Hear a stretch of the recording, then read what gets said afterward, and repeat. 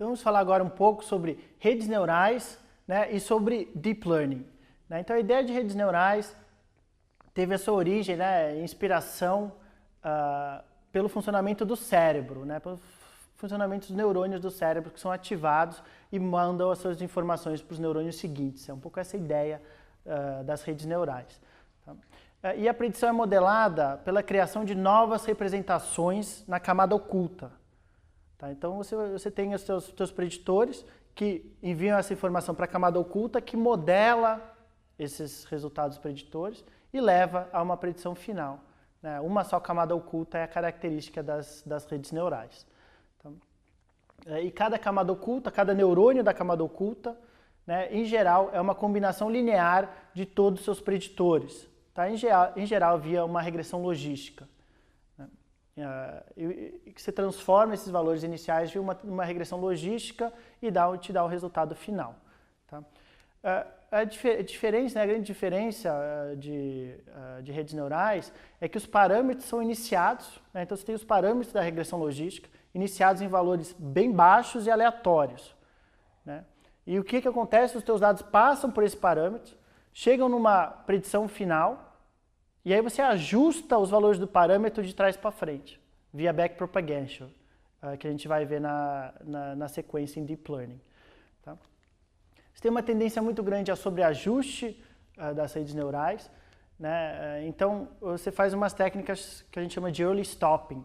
Né? Você vai acompanhando o avanço do erro de validação. Né? Em geral, o erro de treino vai melhorando, né? Vai diminuindo, mas o erro de validação vai diminuindo, melhorando, uma hora ele piora.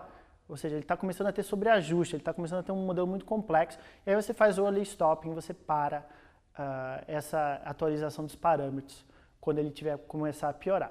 Tá? Então a cara das redes neurais é essa, né? Onde você tem embaixo o X, você tem a camada oculta que transforma esses valores, né? Esses valores dos preditores do X, te dando uma predição final, né? Que no caso de problemas de regressão é um neurônio só, né? Mas no caso de classificação, né? Dependendo de quantas categorias você tem mais, você tem 2 ou mais neurônios finais com a tua predição, né? Após essa modelagem.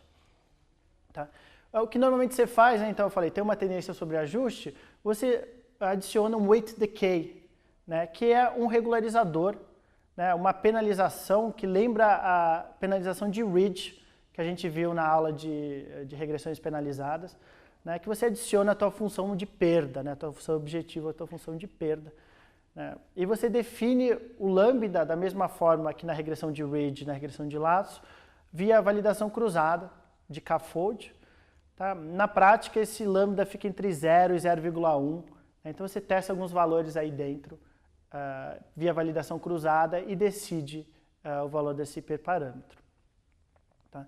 Então, uma camada oculta é a característica das redes neurais propriamente ditas. Quando você começa a ter mais que uma camada oculta, você entra num tipo de modelo chamado Deep Learning, tá? Que é um dos modelos, né, de maior crescimento técnico, de conhecimento técnico nos últimos anos. Tá? Normalmente cada neurônio, cada camada tem de 5 a 100 neurônios e você acaba escolhendo via algum tipo de regularização. Você treina um modelo com muitos neurônios e você vai decidindo, vai mudando com algum tipo de regularização ou via teste mesmo de validação cruzada. Tá? Então, essa ideia de Deep Learning são redes neurais que a gente chama de profundas, ou seja, tem mais do que uma camada oculta, essa camada do meio que cria novas representações dos dados.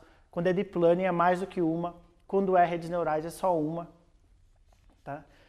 E os dados vão passando nessas várias camadas de neurônios, né? Muitas vezes amplamente conectadas, né? Totalmente conectadas. Você vai criando novas representações, nova representação e no final te dá uma predição final na última camada. Tá? Existem 3 grandes tipos de modelos de Deep Learning. Tá? Existem as redes convolucionais, que normalmente são utilizadas para problemas de imagem. Tá? As redes recorrentes, as redes neurais recorrentes, normalmente utilizadas para problemas de linguagem natural, linguagem humana. E, em terceiro lugar, os perceptrons multicamada, né, ou camadas densas feed-forward, que normalmente a gente usa para dados estruturados, tá? Dados mais comumente vistos na área de predição de eventos de saúde, que é o exemplo que a gente vai usar aqui nessa aula. Tá? Esses dois outros têm algumas particularidades, as redes convolucionais e as recorrentes, específicas para esse tipo de problemas. Tá? Então, o que acontece, da mesma forma das redes neurais, os dados são transformados em cada neurônio por meio de pesos e vieses, né? Que é simplesmente como a área de Machine Learning chama parâmetros intercepto. Tá? Então, os parâmetros beta 1, beta 2, beta 3, eles chamam de pesos, e o beta 0 de viés. O intercepto de viés é simplesmente uma linguagem da área. Tá? E o objetivo é encontrar esses pesos e viés de cada neurônio que leve a melhor predição possível, né? Que leve ao nosso melhor resultado possível de predição. Tá? E como é que você mede o erro de predição? Né? Você tem que medir esse erro no fim para ir ajustando os parâmetros. Tá? No caso de regressão é pelo erro quadrático médio. Tá? E no caso de classificação é via entropia cruzada, que a gente vai ver um pouco como funciona. Tá? E eles são ajustados de trás para frente via backpropagation. Tá? Então, como a gente mencionou, você começa com os parâmetros, com os pesos e viés bem baixos e aleatórios, você passa um lote de dados, tá? Um conjunto de dados, não todas as suas observações, mas um lote, vai passando, te dá uma predição. Que vai ser ruim. A primeira vez vai ser muito ruim. Por quê? Porque os parâmetros são baixos e aleatórios. Você tem uma predição ruim e você vai ajustando de trás para frente esses parâmetros via backpropagation. Aí passa, novo lote, ajusta de novo. Passa, ajusta de novo, passa, ajusta de novo. E é assim que a gente define os parâmetros, esses pesos e viés de backpropagation. Tá? Então, isso é feito diversas vezes com diversos lotes. Tá? E uma hora você decide quando você para. Né? Normalmente você monitora os resultados pela validação. E aí você decide parar. Tá? Como é que você ajusta esses pesos, né, esses vieses e pesos? Uma solução simples é deixar todos os pesos fixos menos um e ir ajustando um por um. Tá? Mas isso é computacionalmente muito caro, você vai ter que passar muitas vezes os lotes pelas camadas. Qual que é a solução? Usar o gradient descent.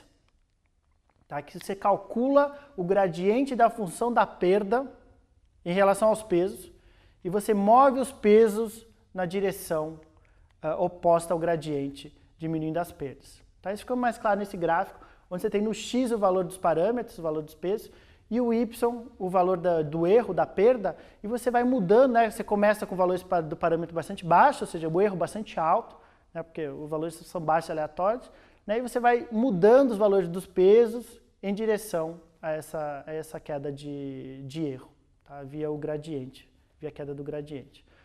Normalmente a gente usa mini batch stochastic gradient descent, que é via lotes pequenos, tá?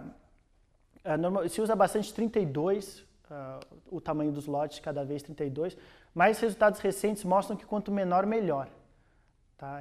Em geral, poucos batches, poucos lotes ajudam bastante os algoritmos. Tá? A figura anterior foi só para um peso, mas você pode fazer a mesma coisa em várias dimensões. Tá. Outra coisa importante em Deep Learning, em redes neurais, é a noção de função de ativação. Tá? Por quê? Porque sem função de ativação, os neurônios são apenas a soma, né, dos pesos e dos viés. Tá? O que limita o algoritmo a aprender só transformações lineares. Tá? Então você precisa introduzir alguma não linearidade, uma função de ativação não linear, que é mais comum ao ReLU, né? Que elimina os dados negativos e permite importantes ganhos de velocidade de computação. Tá? Então, valores abaixo de zero são eliminados, né? Esse neurônio não ativa, como a gente chama. Né? Então, ele não transforma essa informação, não transmite essa informação porque o seu valor é zero para o próximo neurônio. Tá? Então, concluindo, Deep Learning é composto por mais que uma camada profunda, né? Muitas vezes totalmente conectadas, os neurônios de uma camada totalmente conectados ao da próxima, a todos os neurônios da próxima, tá? Conhecido como denso, né? Isso é uma rede neural densa. Tem uma função de ativação, né? Que é como o sinal é passado de um neurônio para o neurônio da camada seguinte. Tem uma função de perda, que é o que orienta o aprendizado. Tá? Então, como é que você vai analisar o erro para você orientar o aprendizado de trás para frente? Que para desfecho binário é entropia cruzada. que mede a distância entre a realidade e a probabilidade predita. Tá? E no caso de regressão, erro quadrático médio. Tá? Você tem a questão do otimizador, que define como o gradiente de perda será usado para atualizar os pesos, tá? Que em geral é uma variação do Stochastic Gradient Descent, o RMS-prop, é o otimizador normalmente que a gente usa em Machine Learning, em Deep Learning. E essa questão de lotes de dados. Né? Então, você não passa todos os dados uma vez pelas camadas, você vai passando lotes.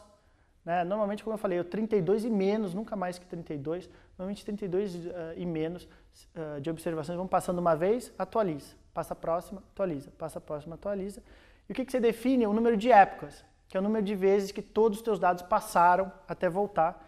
Né? E você define isso daquela forma que eu mencionei do early stopping. Você vai monitorando, então o teu algoritmo vai rodando, ele vai te dando os resultados.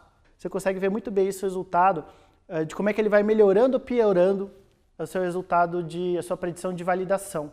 Né? Ou seja, essa proporção dos dados que ficam de fora, né? Ele vai definindo o modelo e vai testando, definindo, testando, definindo, testando, definindo, testando. Aí na hora que você vê que ele está piorando, que o erro está aumentando, você corta aqui. Então você define o lote, as épocas, né? O número de vezes que todos os dados passaram e voltaram na tua rede profunda. Existem algumas bibliotecas, né? Alguns pacotes para rodar esses modelos de Deep Learning.